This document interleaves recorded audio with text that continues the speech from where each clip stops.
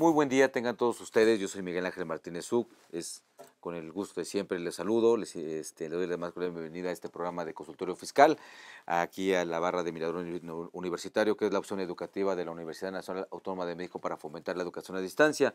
Hoy estaremos platicando de un tema que, bueno, ya se nos va acercando el Día del Niño. Sí. Y llegando el Día del Niño, pues bueno, son la fecha límite para prestar la declaración anual de las personas físicas. Y hoy particularmente estaremos tocando lo que refiere a la declaración anual de las personas físicas en el régimen de honorarios, conocemos como honorarios, que son las actividades, que son las prestaciones de servicios personales independientes, profesionales independientes, perdón, y las actividades empresariales. Y bueno, para platicarnos del tema, pues contamos con la presencia, con el apoyo del maestro, del contador y maestro en impuestos, Rogelio Martínez. Rogelio, gracias por estar con nosotros. Al contrario, Miguel, muchas gracias por la invitación. Bienvenidos, aquí estamos. Ojalá sea de ayuda esto. Muy bien, muchas gracias. El maestro Rogelio Martínez, él es contador público egresado de la Universidad Nacional Autónoma del Estado de México. También es contador público certificado por el Instituto Mexicano de Contadores Públicos. También es maestro en impuestos del Instituto de Especializaciones de Occidente y es socio director del despacho Jíparo Consultores Sociedad Civil. Y bueno, les recuerdo, amigos, que este programa es en vivo, también todas las direcciones que tenemos para que bajen este programa más adelante y los anteriores, que son los que van a estar apareciendo en sus pantallas, en las cintillas, todas las direcciones donde nos pueden ver, el Twitter también, nuestro Facebook, todo donde ustedes pueden complementar y con preguntas o también bajar los programas. Y el sábado también les damos la cordial bienvenida a los que nos están viendo de forma ya diferida el sábado de 9 a 9:30 en todos los canales de televisión en lo que se refiere al canal de TV UNAM. Y bueno, entrando en materia, bueno, también es un comentario, el maestro tiene ha hecho publicaciones, has hecho libros, ¿no? Sí, si me permiten. De hecho, tengo, es la segunda edición por parte del Instituto Mexicano de Contadores Públicos, para lo cual, bueno, aquí tengo, esta es la más reciente, Excel para contadores y amistades, y permítanme regalarle este ejemplar aquí a mi buen amigo Miguel. Muy amable, gracias. Y bueno, también no sé si me permites que vamos a rifar dos libros. Claro. Para los Muy bien, muchas televidentes. gracias. Pues bueno, vamos a hacer una pregunta más adelante y a quien el día sábado nos haga favor de a través del Twitter contestarnos esta pregunta, el día sábado se llevará un ejemplar de esta obra, que bueno, en concreto es cómo facilitar el uso del Excel para los contadores y administradores, ¿no? Es correcto. Puedes reducir todo tu trabajo en lo que te tardas 2 horas, lo puedes reducir en un 60-70%. O sea, este libro es para que te hagas la pregunta, ¿realmente trabajas para Excel o Excel trabaja para ti? Claro. ¿Vale? Entonces, Y bueno, pues también ha sido el número 2 en ventas en el Instituto Mexicano de Contadores Públicos, es ¿no? correcto. También ahí lo pueden conseguir. Y hoy tendremos 2 ejemplares para todos ustedes, amigos televidentes. Muy bien, pues Rogelio, ya vienen las declaraciones anuales, como comentábamos. Ya estamos a punto de iniciar.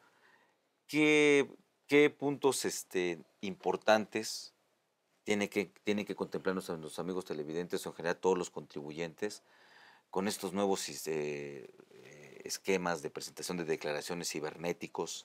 Ya ves que se habla mucho del tema de la declaración prellenada.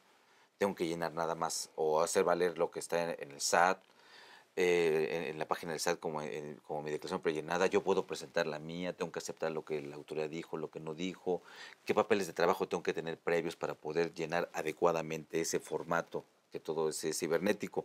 Entonces son muchas inquietudes que hay en la mayoría de los contribuyentes, ¿no? No todos somos tan cibernéticos en este mundo, y hoy día eso es lo que está de moda, ¿no? Claro. Bueno, de entrada, las declaraciones prellenadas yo le llamo 2. ¿Cuáles son las 2 declaraciones prellenadas?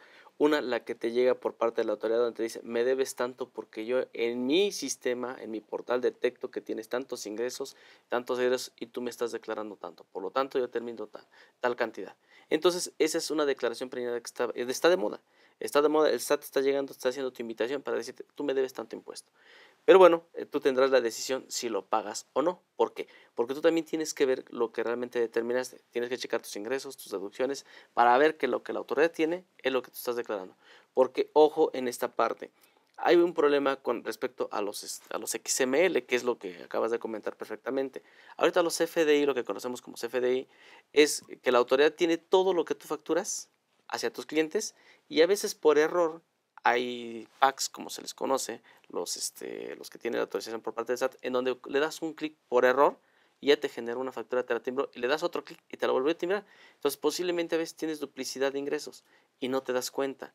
¿Por qué no te das cuenta? Porque tú estás metido en el negocio, en tu actividad, y como bien lo comentabas, no todos somos contadores, no todos estamos metidos en esa área, y a veces desconocemos que puede suceder esto, pero la autoridad no lo desconoce. O a lo mejor quien te hace el comprobante, el CFDI, pues a lo mejor está en el Facebook, está en el chat, en la computadora, en su teléfono, y le apretó o se le olvidó y la volvió a hacer, ¿no? Es correcto. Con ese clic nada más que tú dices, ¿no? Con ese clic ya te generó un CFDI. Entonces, eso te puede generar una problemática porque tienes una duplicidad de ingresos, ¿sí? Para la autoridad, no que tú lo tengas, aclaro. Entonces, puedes comprobar, mucha gente dice, es que lo puedes comprobar que no, sí entiendo, pero mientras ya tienes la responsabilidad ante la autoridad de que debes ese impuesto. Entonces, eso es lo que debemos de checar de entrada del ejercicio anterior. Ahorita estamos en tiempo. Una recomendación que siempre se vaya checando al día o al mes, ¿no? ¿Por qué? Porque si lo quieres hacer todo al final, en muchas ocasiones, pues ya entras en otro problema que más adelante tocaremos, que es la famosa discrepancia fiscal, ¿no? Claro. Entonces, pero de entrada hay que checar esos XML. Si tú eres empresario, pues bueno, yo te recomiendo que te acerques a tu contador, a una persona que está metida en el tema y que revises esa parte, porque cuando llega la autoridad ya no es tan fácil salir del detalle, ¿no? Tienes que comprobar, pero la autoridad no solamente te va a decir, ¿sabes qué? A ver, demuéstramelo, sino que se va a ir con terceros, va a ser una compulsa de que realmente esa operación no se haya llevado a cabo, ¿no? Y ya generas una bola de nieve con tus clientes, ¿no? Entonces, a eso te expones con el hecho de no verificar tus XML, ¿no? Muy bien. Ese es el primer punto para mí. Entonces, un punto importante, amigos televidentes, es que verifiquemos los CFDIs que expedimos, que están en el portal del SAT, entiendo bien. ¿Es correcto? Y además, para efectos de nuestras deducciones, los dichosos CFDIs, que son los XML, el formato XML, que también está en la página del SAT, ¿no? Es correcto, pero ahí yo todavía voy un poco más fuerte, digamos, la situación por dos razones. ¿Qué está sucediendo? Si en muchas ocasiones hay proveedores, ¿qué pasa? Tú lo pagas con tarjeta, con cheque, en efectivo, perfectamente, cumples con todo lo que te pide la ley del impuesto a la renta, el Código Fiscal de la Federación, cumples con todo. Pero hay proveedores que desgraciadamente tienen ciertas costumbres que te sales del negocio y te cancelan el CFD. ¿Y qué pasa con eso? Tú te quedas desprotegido. Claro. De entrada, para la autoridad no existe.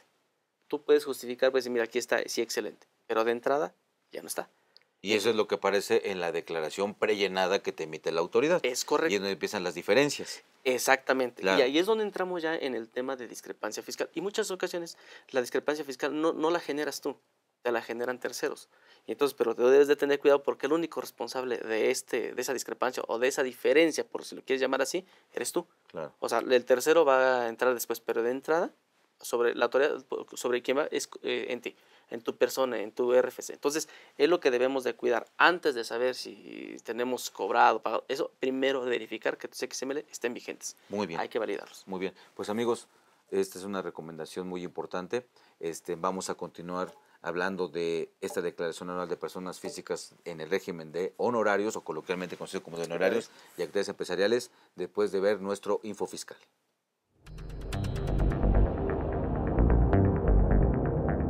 Info fiscal. 26 de marzo. El Servicio de Administración Tributaria, mediante comunicado de prensa, participa que el SAT y las autoridades aduaneras de Estados Unidos firmaron un memorándum de entendimiento sobre el programa de inspecciones conjuntas, con el que se evitará que los cargamentos comerciales sean inspeccionados en ambos lados de la frontera. 28 de marzo. La Secretaría de Hacienda y Crédito Público da a conocer los estímulos fiscales a la gasolina y diésel en los sectores pesquero y agropecuario para el mes de abril de 2018. La Secretaría de Hacienda informa sobre la recaudación federal participable y las participaciones federales, así como los procedimientos de cálculo por el mes de febrero de 2018 y por el ajuste de participación del tercer cuatrimestre de 2017.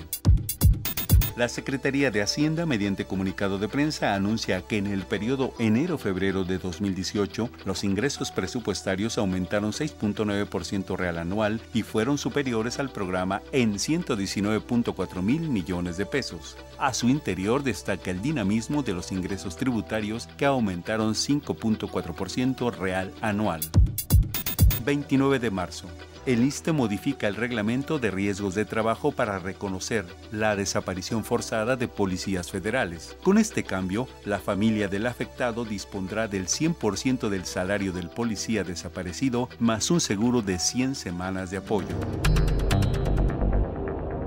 Info Fiscal.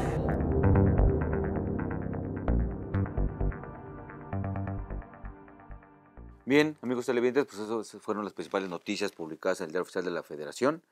Y bueno, continuando, Rogelio, ok, son los cuidados que debemos de tener, pero ¿qué pasa si me encuentro con un problema?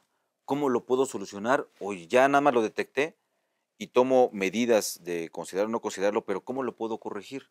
Si es que, por ejemplo, yo hice un pago, me dieron mi CFDI, como tú bien dices, alguien por distracción o por lo que gustes, da un clic o se confundió y me cancela ese comprobante.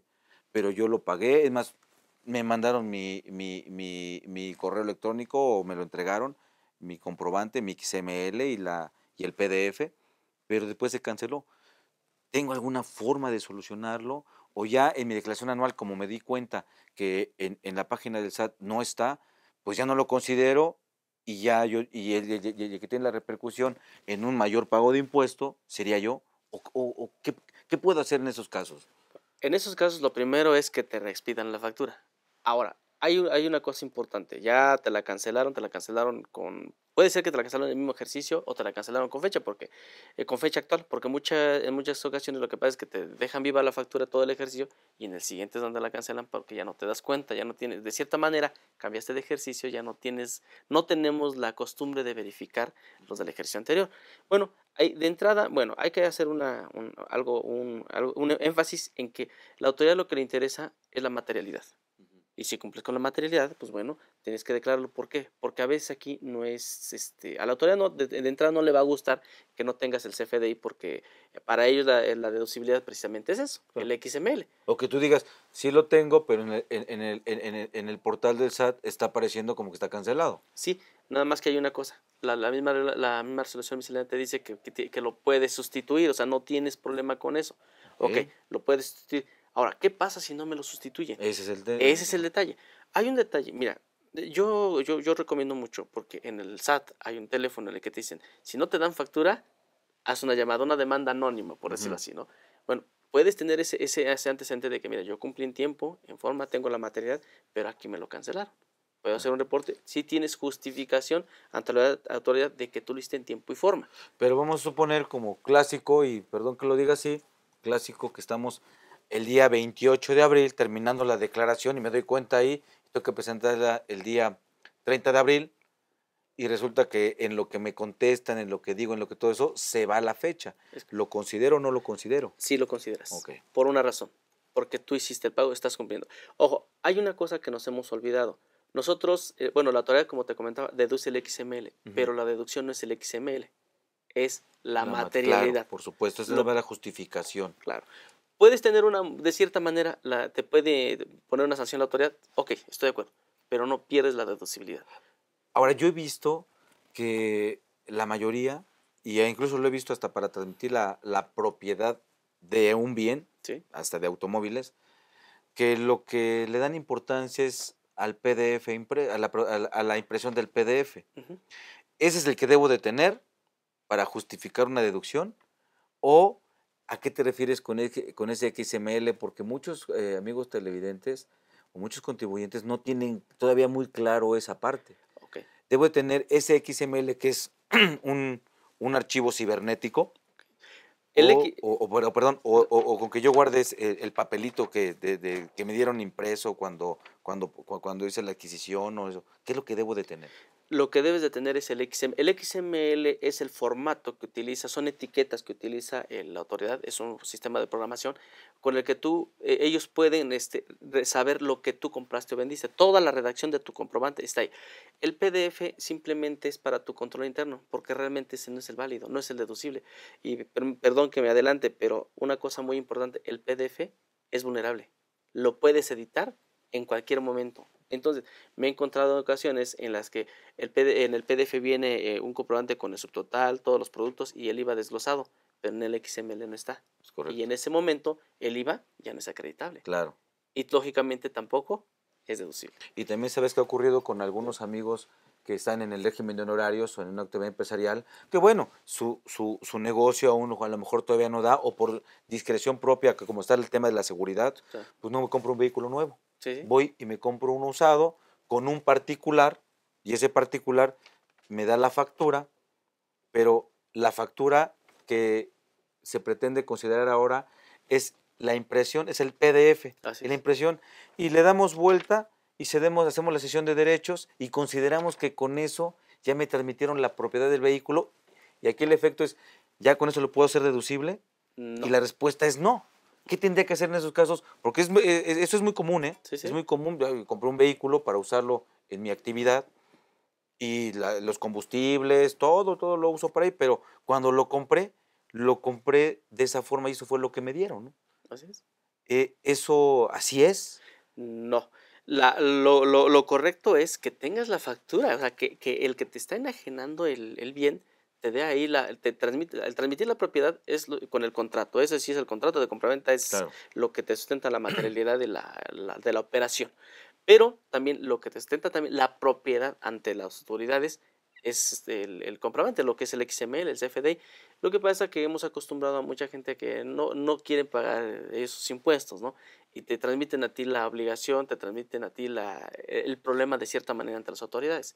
Pero ahí te deben de transmitir con una factura. Ahora, puedes Pero, cuando te refieres a la factura es un XML. un XML de quien te lo está vendiendo, no el endoso, porque Claro. el endoso ya o sea, puedes manejarlo de cierta manera. Cuando eran las facturas en papel. Así es, Sí, pero ahorita no. pero ahorita ya no. Ya no, porque realmente, ¿qué es lo que te justifica la propiedad? El famoso XML, el famoso comprobante deducible, porque ese es el deducible. Ahora, si tú vas ante las autoridades para hacer un cambio de propietario, ¿qué es lo primero que te piden? Precisamente la factura. La factura. Así es. Entonces, es ahí con lo que tienes que justificar, ¿no? El PDF se volvió vulnerable, prácticamente se volvió para control interno. Claro. Es para lo claro. único que Y es vulnerable, además, como bien dices, ¿no? Así Hay es. que tener también cuidado. El tema es el XML, ¿no? Que ese no es modificable. No, ese no es modificable. Porque posiblemente tú puedes modificar el bloc de notas y dices, ya lo cambié, sí. Pero cuando lo valides ante la autoridad, te va a aparecer el que tú emitiste. O sea, tú le puedes cambiar, sí, para ti, para tu hacer. Porque hay gente que tiene la costumbre de cambiar datos, ¿no? Pero realmente la autoridad tiene el original y eso no hay manera de cambiarlo. Claro. Porque en cualquier momento lo puedes descargar de la página del SAT, entrando ya al tema de la cibernética, entras a la página del SAT, puedes descargar los XML y validarlos que realmente sean correctos, ¿no? Bien. Ahora, de estos contribuyentes, personas físicas que están en el régimen de honorarios, que también están en la actividad empresarial, y ahí ya tenemos dos secciones. Sí. La sección primera, que es lo que conocemos también coloquialmente como el régimen general de actividades empresariales, Así es. y tenemos también la sección segunda, que se refiere al régimen de incorporación fiscal. Así es. De estos tres contribuyentes que están en este capítulo 2 del título cuarto del impuesto sobre la renta, esas personas físicas, de ellos, ¿quiénes están obligados a prestar la declaración anual? Bien, de ellos están obligados los de actividad empresarial y lo que, como lo comentabas, coloquialmente los conocemos como honorarios, los servicios profesionales. El régimen de incorporación fiscal no está obligado a la declaración anual, salvo ahorita con la nueva opción de que puedes puedes realizar pagos provisionales con coeficiente de utilidad. Pero aquí yo, desde mi punto de vista, no les recomiendo. ¿Por qué? Porque el pago del régimen, del RIF, el famoso RIF, es un pago definitivo. Y te evitas problemas, o sea, y si tú quieres optar por una declaración anual, ¿qué es lo que tienes que hacer? Tienes que hacer pagos provisionales con un coeficiente, pero ¿sobre qué? Sobre ingresos. Puedes aplicar tu declaración al final del ejercicio, pero tendrías que valorar si te conviene o no por una razón, porque puedes meter deducciones personales, que ahorita vamos a tocar ese tema, pero las deducciones personales, ¿hasta cuánto abarca? Hasta lo que es el 15% de tus ingresos o hasta 5 salarios mínimos, ahorita las sumas, ¿no? Elevado al año, sí, pero ¿qué pasa? Que el RIF tiene una facilidad, no pagas impuesto sobre la renta. Pagas un porcentaje del impuesto que salga, dependiendo, si te diste de alta el año pasado, ya ahorita pagarías el 10%, pero si te diste de alta este año, no pagas nada de impuesto sobre la renta. Entonces, no creo que tenga o valga la pena que sacrifiques ese beneficio por una devolución de impuestos, entre comillas, ¿no? Porque puede ser que te dé a cargo al final del ejercicio. Había que valorar en qué año, porque si también fueron años más atrás, pues puede que sí, que funcione, ¿no? Sí. Puede ser válido. Había que valorar, amigos televidentes, cuál es la situación, si están en el régimen de incorporación fiscal que tienen ahorita, por ese pago secuencial, ¿no? Que Así va es. del primero no pago nada, luego el 10, luego y así va el tema, ¿no? Hasta llegar al 100% Hasta del llegar al impuesto. 100%. Pero como bien lo comentabas, tienen que valorar si realmente las deducciones que tienes son suficientes para que no te dé impuesto a cargo. Bien. Porque puede ser que sea contraproducente también, ¿no? Entonces, los que están en el régimen de incorporación fiscal, su declaración puede ser o es optativa. Es optativa. Según su conveniencia, pudiera ser, ¿no? Es correcto. En el régimen de actividades empresariales que conocemos como régimen general, que es la sección primera del capítulo 2, esos están obligados a presentarla. Y los que estén en el régimen de honorarios, que es la prestación de servicios profesionales independientes. Así es. ¿No? Aquí también hay algo que es importante, Rogelio, como que diferenciar, ¿no? Que es un servicio profesional independiente y que es un servicio personal independiente. Es correcto. Porque luego como que confundimos, ¿no? Esa parte, porque como están juntos en un mismo capítulo, que es el capítulo segundo, el título cuarto del impuesto sobre la renta, pero sí hay una diferenciación. Sí, claro. E incluso en la determinación del impuesto lo calculan diferente, ¿no? Sí. Pero yo como distingo, si yo soy una persona física, que contador, por ejemplo, que le presto mis servicios a una empresa y evidentemente no estoy en el régimen de salarios. Y lo que comúnmente pasa ahorita, ¿no? Te dicen, ¿te contrato por honorarios o por asimilados? Como si el asimilado fuera un régimen, ¿no? Claro. Que también incide un poquito en esto, el régimen de asimilados, ¿no? Realmente esto lo tiene el artículo 94 del impuesto sobre la renta. Así es.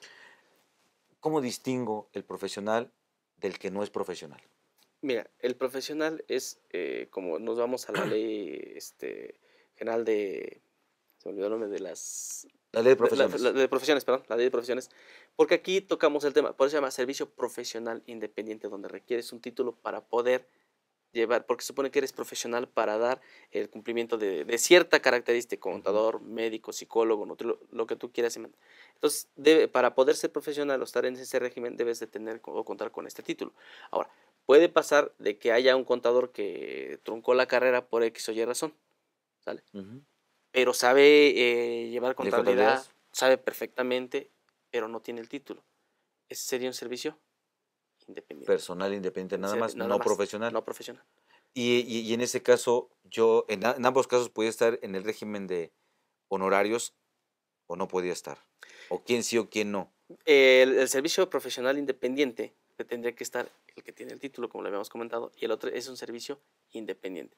¿Cuál puede ser la diferencia? La diferencia es que en el servicio profesional tú estás obligado a que te retengan el ISR, el 10% del impuesto a la renta, y el servicio independiente no estás obligado a que te retengan el impuesto a la renta, nada más te retienen lo que es el impuesto al valor agregado. Porque es diferente, ¿no? Es correcto. Ahí los conceptos son diferentes. Estos conceptos, amigos televidentes, es importante que los tengan claros, porque como bien dice el maestro Rogelio, pues ahí afectan las retenciones, claro, o de que haya o no haya retenciones, y eso me genera pues también un pago anticipado por la retención y el acreditamiento de ese pago, ¿no? Así es.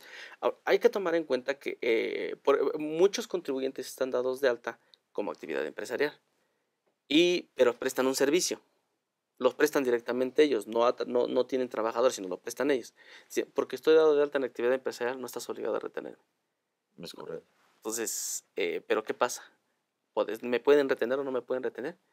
Claro, porque estás prestando un un servicio, ¿no? Claro. Entonces, ahí es muy diferente porque a veces nos confundimos un poquito con lo que es la actividad empresarial y lo que es el servicio, ¿no? Claro, y con esa unión que hicieron, porque antes estaba separado, ¿no? Así es. Me acuerdo mucho que antes lo que era la actividad empresarial era el capítulo 6 del título 4.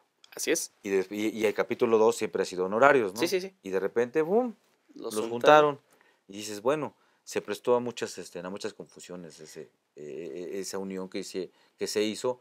Y muchas veces a lo mejor aplicamos una lógica operativa de cotidiano para distinguirlos, ¿no? Ujú. Y la verdad es que no es así. Es la cuestión conceptual que la ley está manejando, ¿no? Así La es. figura jurídica que la ley está manejando. Es correcto. De hecho, la misma ley me dice que es una actividad empresarial Claro. y que es un servicio profesional. Claro, ¿no? eso, como bien comenta el maestro Rogelio, lo tenemos en el artículo 16 Ujú. del Código Fiscal de la Federación, cómo identificar una actividad empresarial. Pero lo que es el servicio profesional independiente, pues en renta no lo tenemos. No. No, mejor ahí en la ley del IVA, pues sí, en el artículo 14 Que de es- la ley del IVA no lo No. llega a decir, pero es para efectos de IVA, Nada más. nada más. No es para efectos, lo demás lo tendríamos en el Código Civil, ¿no? Sí, que es ahí donde no, bueno, la ley de impuesto a la renta como que agarra de todas las leyes y de todas las normas de contabilidad para ciertos conceptos. Entonces, es por eso, como bien lo comentabas, que viene la confusión. Unieron estos dos regímenes y ¿qué pasa? Te confunde, ¿no? Te confunde un poquito. Pero bueno, nada más ahorita con lo que has aclarado, creo que no habrá mayor problema para nuestros televidentes, ¿no? Y por ejemplo, con el tema de los ingresos que comentamos hace un rato. Bien, ya verifiqué, veo que pues, afortunadamente están todos Ujú. los ingresos que yo expedí, pero, perdón, los ingresos, los FDIs que yo expedí, pero ¿qué más tengo que contemplar para saber cuáles debo de declarar en ese ejercicio? Bueno, si es los ingresos cotidianos o de tu actividad, cuando soy persona física con actividad empresarial o servicios profesionales independientes, lo que son horarios, lo que tengo que considerar es solamente lo cobrado, lo efectivamente cobrado, Ujú. en cuestión de la operación. Pero si yo tengo otros ingresos, se me ocurre una venta de activo fijo, yo la hago el 31 de diciembre, Ujú. porque se me ocurrió así, de venderla, pero cobro hasta el día 2 de enero. ¿Cuándo estoy obligado a declarar el impuesto sobre la renta? En diciembre. ¿Por qué? Porque es una parte en lo que la misma ley me dice, ¿sabes qué? En la venta de activo fijo vas a declarar la utilidad. Y la utilidad del impuesto a la renta no está, en la venta de activo fijo no está regulada. Sujeta al cobro. No, sujeta al cobro. Claro. Es a la enajenación del activo Claro, fijo. a veces nos vamos con conceptos genéricos, ¿no? Sí, No, sí. tú generalmente al cobro, pero hay que ser muy quisquillosos, muy meticulosos de lo que la ley fiscal está estableciendo, porque, pues bueno, en esos detalles es donde se esconde el diablo, ¿no? Así es. Mira, hay una cosa muy importante, no sé si estés de acuerdo conmigo. En ocasiones, una de las cosas que yo les digo a las personas a las que hemos convivido con este tema, ¿qué pasa cuando tú compras, se me ocurre un automóvil, ¿no? Vamos a regresar un poquito al tema del usado, pero me dan la factura. Ujú. Nada más como es mi amigo, el carro está evaluado en 100,000 pesos, pero pues como es mi amigo, factúramelo en 20,000, ¿no? Dice, no pasa nada más para justificar la operación. ¿Qué pasa si llega la autoridad y me hace, tengo la mala suerte, ¿no? Que me hace Claro. un avalúo? También tengo ese problema, ¿no? Porque genera un problema de qué? Claro, algo De que valía más lo compré menos, también Así. genera un ingreso, ¿no? Claro, un ingreso. Que Claro. ese tema lo tocaremos después, pero se llama adquisición de bienes, ¿no? Entonces, esos son lo que debemos de cuidar para esta presentación de nuestras declaraciones anuales. Muy bien, pues amigos televidentes, pues también hay que ver qué es lo que sí cobré en función de los servicios que presto o la actividad que yo tengo y qué es lo que también puedo, en general todas las operaciones, como en el caso de una enajenación de un activo fijo, va a tener un tratamiento en la acumulación del ingreso un tanto cuanto diferente. Pues vamos a continuar platicando de este tema. Vamos a ir a la cápsula del maestro José Silvestre Méndez Morales, que es en déficit.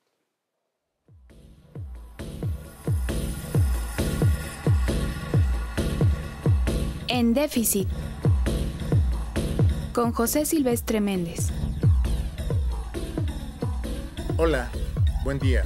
En un programa anterior comentamos que una de las consecuencias del mediocre crecimiento de la economía mexicana, consecuencia de la aplicación de políticas neoliberales durante más de 30 años, es la falta de empleos estables, bien remunerados y con seguridad social. En México, la falta de empleos dignos y decentes es una realidad. Lo que existe son trabajos precarios y mal remunerados que coexisten junto con empleos muy bien remunerados, los menos. Señalemos algunos datos oficiales del panorama laboral actual del país. La fuente de dichos datos es la Encuesta Nacional de Ocupación y Empleo del último trimestre de 2017 del INEGI. De los 124 millones de mexicanos que había al 31 de diciembre de 2017, 54.696.638 formaban la población económicamente activa, PEA, lo cual representa el 44.1% del total. Del total de la PEA, 52.8 millones de mexicanos se encuentra ocupada, es decir, el 96.6%, en tanto que 1.830.793 se encuentran desocupados, o sea, el 3.4% de la PEA. El 6.9% de la PEA se encuentra en situación de subocupación, es decir, que podrían trabajar más horas de las que laboran. Esto afecta a 3.6 millones de mexicanos. El empleo informal llegó a 30.2 millones de personas, lo que representa el 57% de la población ocupada y el 55.2% de la PEA. Esto corrobora que somos un país de informales y demuestra que la economía y la política económica son incapaces de generar los empleos formales que el país necesita. Si sumamos la población desocupada, la población subocupada y la que trabaja en la informalidad, nos da un total de 35.630.793 mexicanos que tiene alguno de los problemas laborales señalados. Esto significa que el 65.1% de la PEA padece alguno de los problemas señalados, lo cual no les permite satisfacer de manera adecuada las necesidades de ellos y su familia. Conviene precisar que los 30.2 millones de personas que trabajan en la informalidad no cuentan con ninguna prestación ni tampoco con seguridad social. Muchos de ellos se dedican al ambulantaje que nada contribuye al desarrollo del país, aunque les permita satisfacer de manera incompleta sus necesidades básicas. A diferencia de lo que el actual gobierno de Peña Nieto proclama, los empleos que se han creado son precarios. En efecto, el número de trabajadores que en 2017 percibían un salario mínimo fue de 14.021.189, lo que representa el 26.5% de la población ocupada. Los que recibían entre 2 y 3 salarios mínimos fueron 11.080.140 mexicanos, el 20.9% de la gente ocupada. Estas cifras demuestran la situación actual del empleo en el país, la precariedad, la inestabilidad y la falta de seguridad social aunado a los bajos salarios. ¿Quién vive con 1, 2 o 3 salarios mínimos? Estos son los salarios que reciben 25 millones de mexicanos, el 47.4% de la población ocupada. Si consideramos que una familia está integrada por 4 personas, entonces se observa que la percepción de bajos salarios afecta a 100 millones de mexicanos, los trabajadores y sus familias, lo que representa el 80.6% de la población total del país. En efecto, nada que presumir de la economía nacional y de la política económica aplicada por los gobiernos neoliberales en materia de empleo en los últimos 36 años. Tenemos una gran deuda con todos los mexicanos que desean obtener un trabajo digno y decente que el entorno económico no les proporciona. En materia de empleos estables, bien remunerados y con seguridad social, estamos en déficit. Para el próximo programa hablaremos de la deuda interna y externa, un grave problema del país.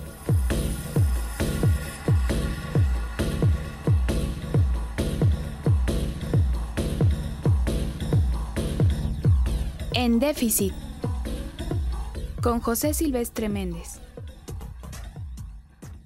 Bien, amigos, pues esa es una realidad, es una opinión dada por toda una autoridad en el aspecto económico de nuestro país, el maestro José Silvestre Méndez Morales, y bueno, tomémoslo en cuenta, la cuestión está difícil, está crítica, ¿no? En el aspecto laboral y de crecimiento económico por esa área, ¿no? Sí. Es complicada y yo creo que también debemos de tomarla en cuenta para efectos de ahora en este año por quién votemos, ¿no? Que no nos distraiga necesariamente el fútbol, el mundial, sino que también analicemos cuál sería la mejor opción. Ojalá y mediten. Quien esté no va a componer totalmente al país, el país está muy mal en ese aspecto, pero quien podría dar una oportunidad mejor, ¿no? Claro.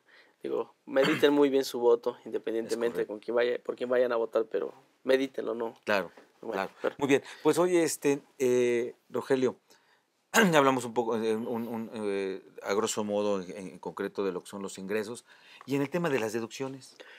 Mira, en el tema de las deducciones debemos de tomar en cuenta muchas cosas, así como también, como lo declaramos sobre los ingresos cobrados, pues bueno, también declaramos sobre las deducciones pagadas en cuestión de estos regímenes. Ahora, ¿qué pasa cuando yo adquiero un activo fijo?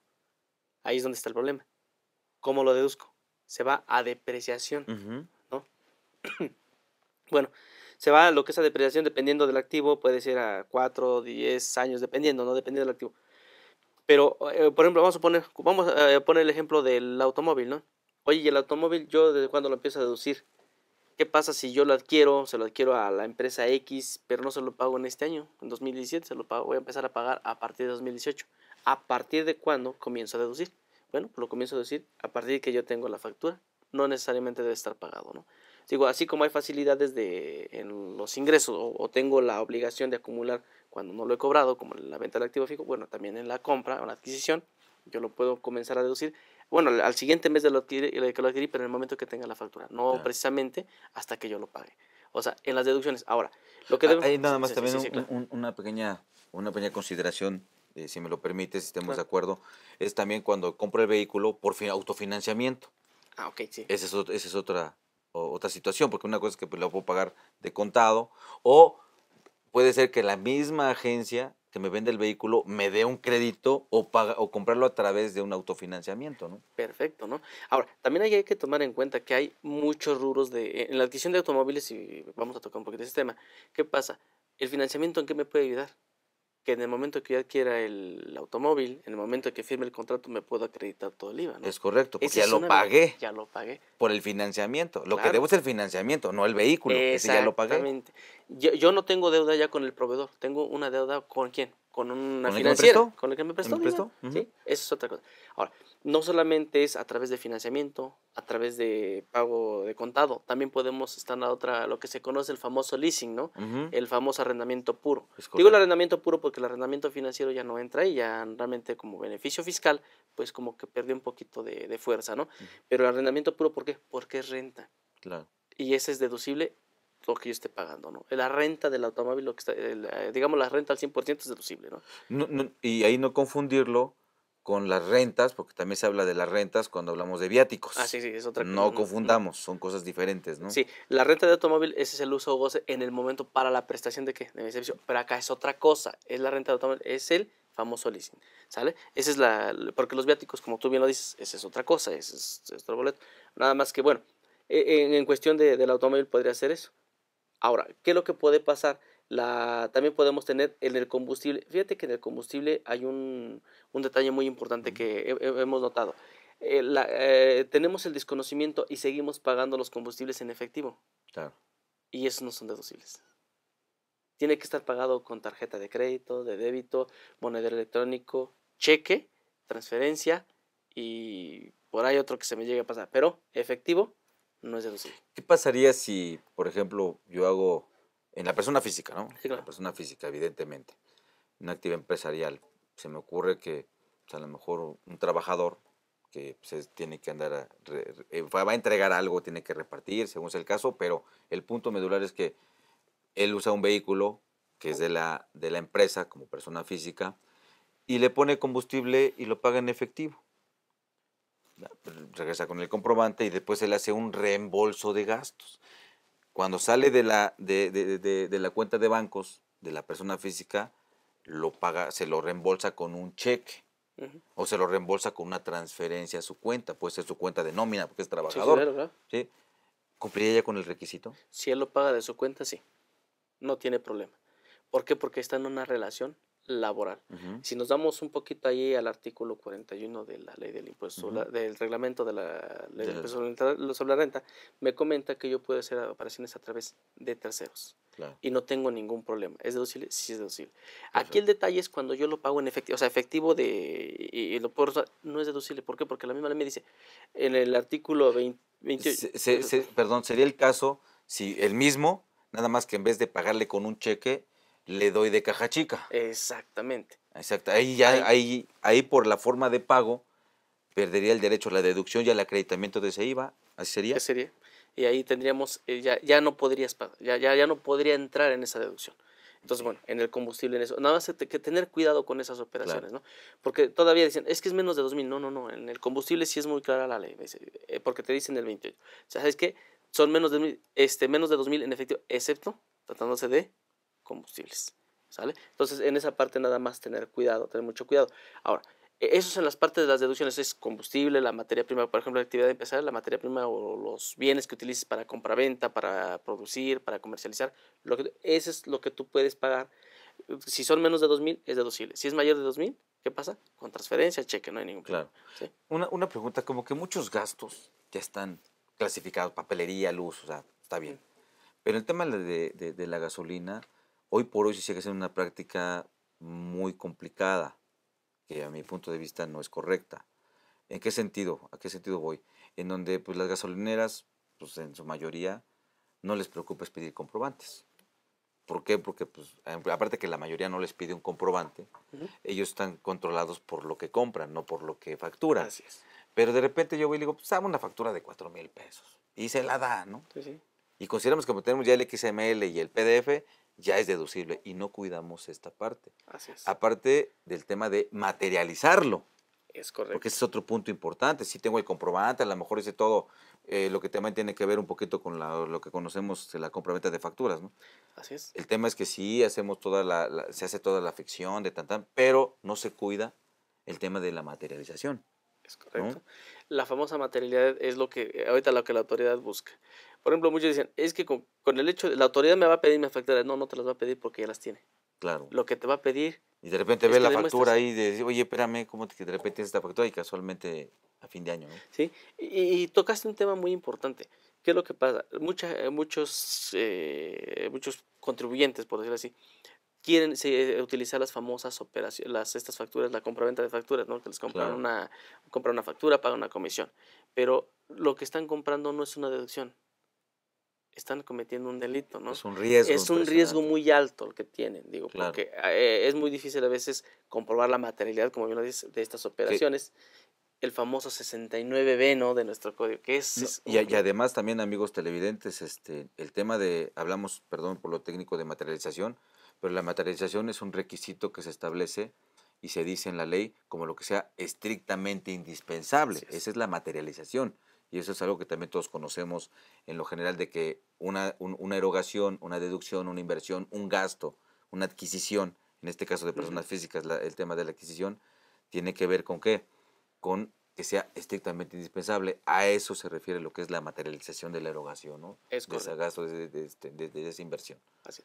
¿Y qué es lo que está buscando la autoridad? Porque mira, en ocasiones la autoridad le llama mucho la atención. ¿Cómo es posible que el día último del mes tengas todos los gastos cuando durante el trayecto no los tuviste, ¿no? Entonces, cuidar mucho esas operaciones, cuidar mucho esos detallitos, ¿para qué? Para no llamar la atención o para no incurrir en una vulnerabilidad ante la autoridad, ¿no? Claro, que esa es una parte muy importante que me gustaría que ahorita tocáramos. Vamos a ir a una pausa para ver nuestra cápsula de impuestos en la historia.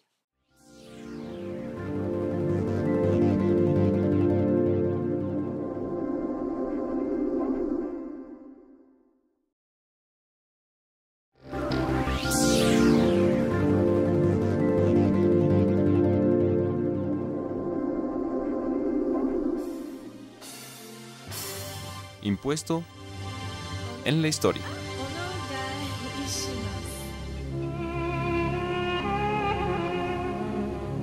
En tiempos de Jesucristo, el pueblo hebreo estaba bajo la ocupación romana y los judíos debían pagar 3 impuestos regulares.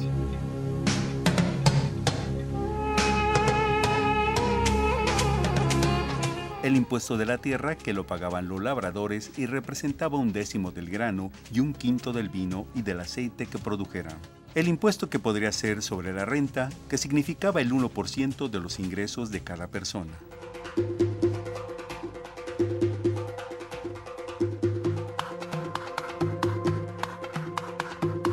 El impuesto de capitación que lo pagaban los varones desde los 14 a los 65 años de edad y las mujeres desde los 12 a los 65 años, equivalente a un denario.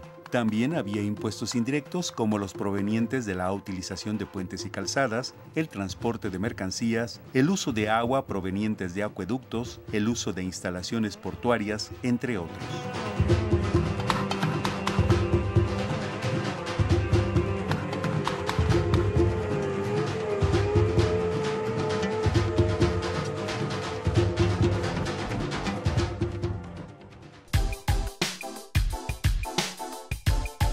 Impuesto en la historia.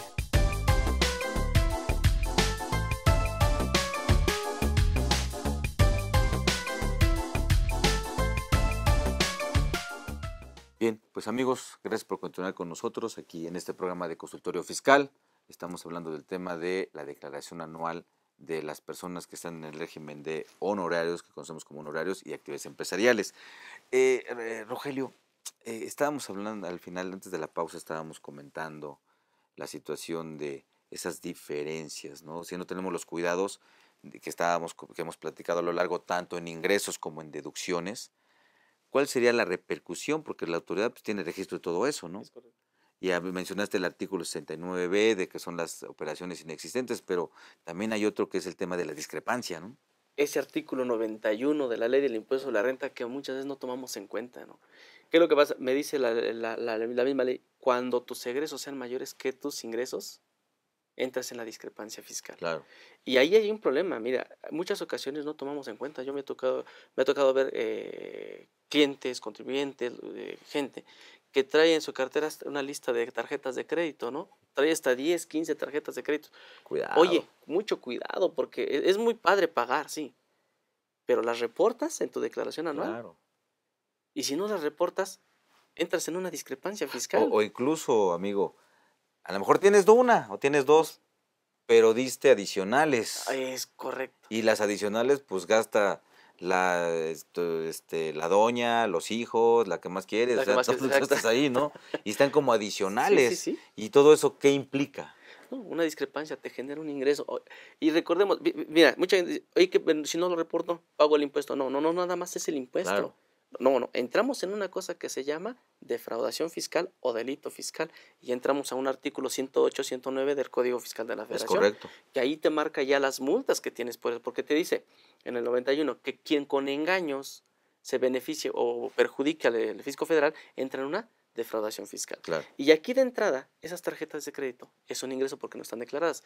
Lo único que tienes que hacer en tu declaración anual, decláralas. Sí, Un préstamo, nada más. Amigos televidentes, aquí digo, sí vale la pena mencionar que es una lógica muy clara que la autoridad aplica. Sí, La persona física, primero, pues nadie puede gastar más de lo que tiene. claro.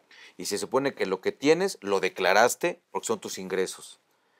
Y también declaraste tus deducciones que tienen que ver con la actividad. Así es. Lo que excede, pues es tu utilidad, tu ganancia, y esa es la que puedes gastar en lo que tú quieras. Claro. Pero si eso, de lo que derivado de lo que ganaste y la utilidad que tienes, tú tienes gastos de más, ahí es donde viene la cuestión de defraudación fiscal, porque es la autoridad, ¿de dónde sacaste el dinero para pagar lo demás? Es Y correcto. te da la oportunidad de acreditarlo. Ah, mira, tuve un préstamo. Ah, mira, recibí una herencia, recibí todo eso. Oye, pues está bien, ¿no? Sí. Pero tienes que justificarlo. El tema es cuando no lo justificas y es de permanente mes a mes porque se pagan las tarjetas mes a mes y vienes las adicionales y todas las tarjetas que tienes de tantos bancos, de tiendas departamentales, de autoservicio, porque es que vas y te ofrecen tarjetas al por mayor, ¿no? Y todo el mundo las acepta, pero no saben el perjuicio que tienes, ¿no? O sea, Claro. hay que checar todo eso de las tarjetas, las transferencias. Ahora, oye, ¿y si yo le hago la transferencia a mi esposa, a mis hijos, tendré una repercusión? No, porque también ahí me dice, cuando es en línea recta, primer grado, no tengo problema, ¿no? Pero si tengo a la que más quiero, no precisamente a mi esposa, entonces, ¿qué pasa ahí? Ahí sí ya, porque ya estamos, ya no cumplimos con ese requisito, ¿no? Y ese sí es un tema importante que hay que tener muy en cuenta, amigos televidentes, porque, híjole, es para la persona física. Claro. Ujú.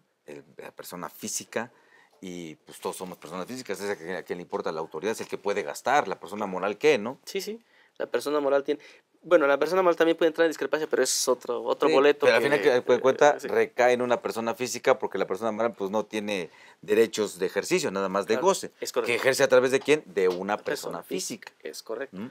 Bueno, esos son los puntos que debemos de tomar en cuenta. Mira, ya yo creo que todo el mundo, los que constantemente han declarado actividad empresarial, servicios profesionales, están casados con el que yo tengo que pagar, tengo que recibir, ¿sí? Pero descuidamos la otra parte, que ese es lo que a veces no conocemos, pero que está, entre comillas, un poquito oculto. Yo, una recomendación que hago, checar ese artículo 91 de Claro. la ley del impuesto a la renta, porque eso nos puede llevar a un problema 108, 109, y peor aún, ¿no? Que nos lo pueden considerar o catalogar en un 400 bis del Código Penal, Claro. que ya encontramos otro detalle ahí más fuerte, ¿no? Y también no olvidemos que, pues bueno, la autoridad tiene derecho de revisarnos. Por vía de mientras, o el día de hoy sea constitucional o no, las famosas revisiones electrónicas, el tema es que ahí están. Así es. Y esa es otra facultad que la autoridad nos va a emitir cuando vea ese tipo de diferencias, las famosas revisiones electrónicas, que tú no sabes que te están revisando, pero te están revisando Es correcto. hasta que te llegue el precrédito determinado por la autoridad derivado de estas diferencias. Así ¿no? es. De estas diferencias, y el problema viene que cuando hay que justificar. Es correcto. Es muy común que andemos buscando empatar de los ingresos que se emitieron los comprobantes fiscales, empatar la mayor de deducciones para llegar ahí y acotar esa utilidad, pero no estamos viendo todo lo que estamos gastando durante todo el ejercicio, en todas las tarjetas. Consideramos que a veces decimos, es que son cuentas no fiscales, No. estas son estas. Señores, hoy todo es fiscal. Es correcto. Yo no comparto la idea del no pasa nada, ¿no? No Eso pasa pasa y pasa mucho. Ahora, la autoridad no solamente se mete en las tarjetas, te revisa las escuelas donde van tus hijos, claro. te revisa si estás en un club deportivo, bueno, te revisa El todo. vehículo que compraste. El vehículo que compraste. Ujú. Sí, o sea, Tiene dónde compraste y qué compraste. bueno, yo te voy a decir una cosa. Es más peligroso una tarjeta de crédito que no la declaras que si tú caes en digamos, una suposición de lavado de dinero en una venta de un activo, de un automóvil de 800,000. Claro. ¿Por qué? Porque es administrativo y aquí ya es defraudación, ¿no? Muy Entonces, bien. Pues, amigos televidentes, hay que tomar en cuenta muchas cosas. Esos son algunos consejos para que contemplen su declaración anual, que declaran, ventilen bien sus ingresos, sus deducciones, sus gastos de todo el ejercicio y sean congruentes. Hay que guardar congruencia en todo eso, ¿no? sí, Porque la autoridad está al acecho, ¿no? sí, sí. Pues Rogelio, muchas gracias. Gracias por estar con nosotros. Pues bueno, a la primera persona que nos mande un Twitter el sábado, haciendo una pregunta, alguna respuesta que quieras hacer, alguna pregunta que quieras hacer, perdón, para que se lleven las obras que amablemente nos estás regalando. Perfecto. Bueno, ¿te parece que la primera persona que se comunique y que nos diga qué pasa si no declaro mis tarjetas de crédito, ¿no? Muy bien, Sí. perfecto. Sí, gracias, Rogelio. No. Y amigos televidentes, gracias a ustedes. Y bueno, no quiero dejar de mencionar que nuestra Facultad de Contaduría pues, se encuentra dolosa ahorita porque tuvo dos pérdidas importantes, dos grandes maestros. El maestro Alfredo Díaz Mata, que ya partió, esperemos que esté bien. El maestro Raúl Ramírez Alemán, que también lamentablemente partió. Pues bueno, le mandamos un fuerte abrazo a sus familias, a todos ellos, estamos con ustedes. Y pues bueno, continuamos aquí y pues bueno, muchas gracias, amigos televidentes, muy amables, gracias por su atención. Les invitamos de hoy en ocho aquí a su programa, donde vamos a seguir hablando de la declaración anual de personas físicas, ahora con el tema de otros ingresos. Muy amables, que tengan una muy buena mañana. Gracias. Hasta luego.